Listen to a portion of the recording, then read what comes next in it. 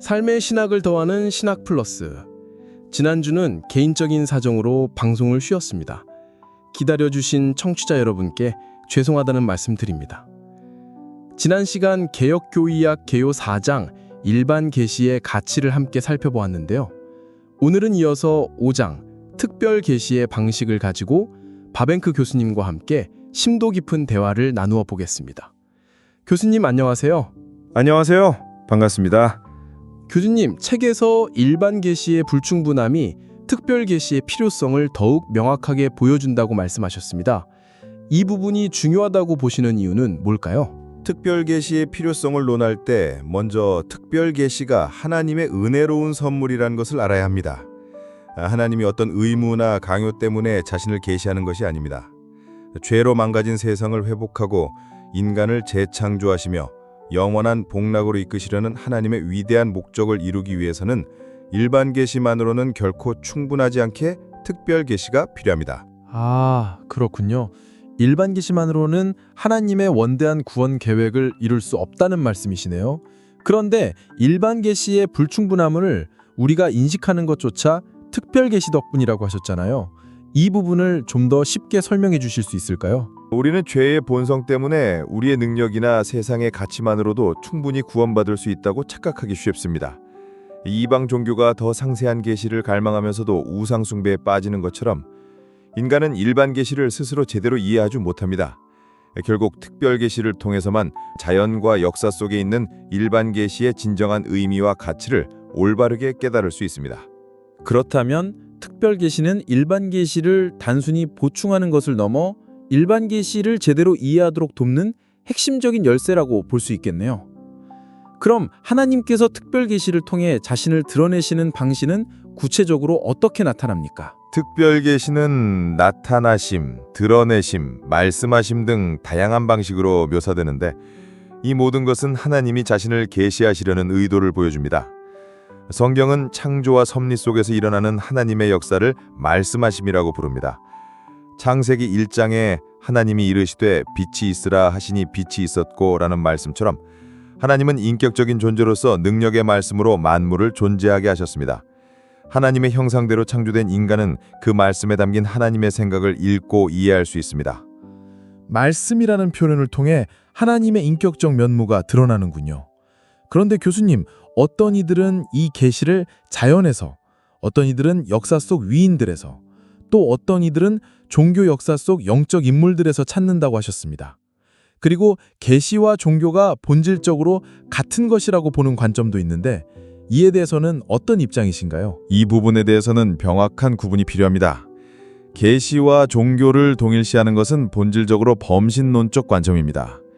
이 관점은 하나님과 인간을 동일하게 보며 계시를 인간이 하나님을 경험하는 순간으로 종교를 그 경험에 대한 인간의 반응으로 이해합니다. 하지만 성경적인 계시는 하나님이 인격적인 존재로서 자신을 아시고 뜻대로 피조물에게 지식을 전달하는 것입니다. 범신론은 하나님의 인격성을 부정하기 때문에 진정한 의미의 계시는 존재할 수 없습니다. 듣고 보니 범신론적 관점은 결국 인간이 하나님을 만들어가는 형태로 흐를 수 있다는 말씀이시네요. 그럼 성경적인 관점에서는 어떻게 보아야 합니까? 성경은 하나님과 인간, 계시와 종교를 분명하게 구분합니다.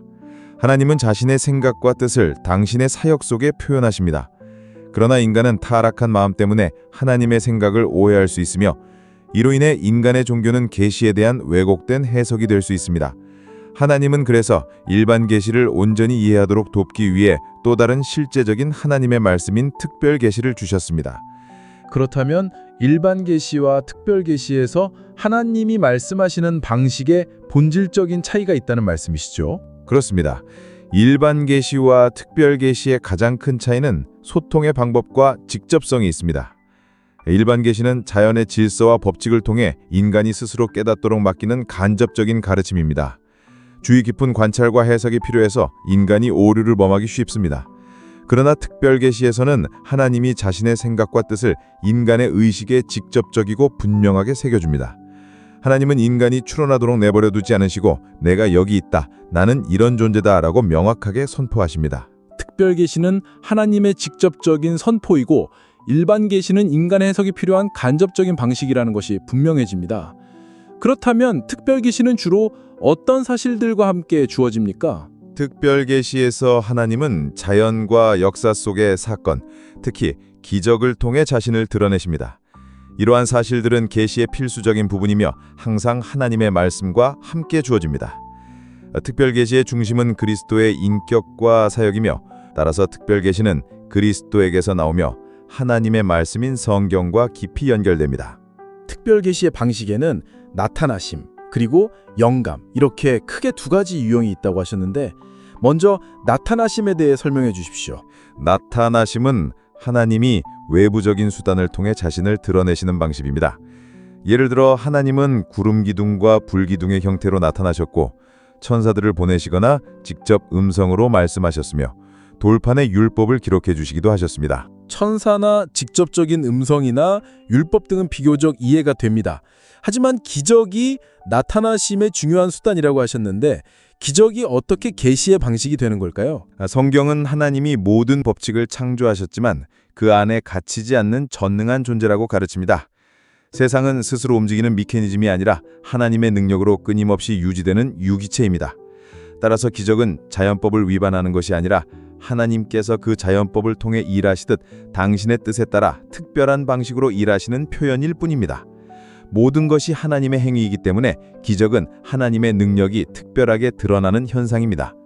기적은 자연법을 위반하는 것이 아니라 당신의 뜻에 따라 다른 방식으로 역사하시는 특별한 표현이라는 것이군요. 구약과 신약의 기적들은 각각 어떤 목적을 가지고 나타났습니까? 구약의 기적들은 심판과 구원이라는 이중적인 목적을 가졌습니다. 예를 들어 홍수는 불신앙적인 세대를 심판하고 노아 가족을 구원했습니다. 신약에서는 그리스도 자신의 인격이 기적이며 병고침, 귀신 추방, 죽은 자를 살리시는 기적을 통해 죄와 그 결과에 대한 당신의 권능을 보여주셨습니다. 궁극적으로 그리스도의 부활, 승천, 승귀는 죄와 그 모든 결과에 대한 당신의 궁극적인 승리를 강력하게 증언합니다. 정말 놀랍습니다. 기적은 단순한 이적 현상이 아니라 하나님의 구원 사역의 본질적인 부분이자 계시 자체라는 말씀이시군요. 그럼 두 번째 특별 계시의 방식인 영감은 무엇입니까? 영감은 하나님이 외부적인 수단을 넘어 인간의 의식 안에서 직접적으로 역사하시는 내적인 방식입니다. 구약의 모세에게 직접 말씀하시거나 꿈이나 환상 또는 하나님의 영이 인간의 마음속에 개입하는 방식으로 나타났습니다. 신약에서는 성령 강림으로 인해 이 영감이 더욱 빈번하고 지속적인 성격을 띠게 됩니다. 모세의 경우처럼 하나님이 직접 말씀하시는 방식도 있고 꿈이나 환상, 성령의 감동하심 같은 내적인 방식도 영감의 범주에 속하는군요.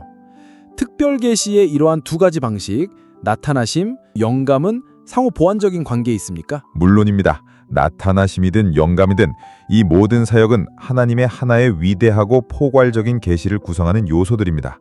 창조, 이스라엘의 부르심, 그리스도의 파송, 성령의 부어주심, 성경의 기록, 교회의 보존 등 이 모든 것은 하나님에 대한 지식으로 우리를 이끌기 위한 수단이며 형식입니다. 참 놀랍습니다. 특별 계시의 다양한 방식들을 통해 하나님께서 얼마나 다각도로 우리에게 자신을 드러내시는지 알 수 있었습니다. 오늘 귀한 말씀 감사합니다.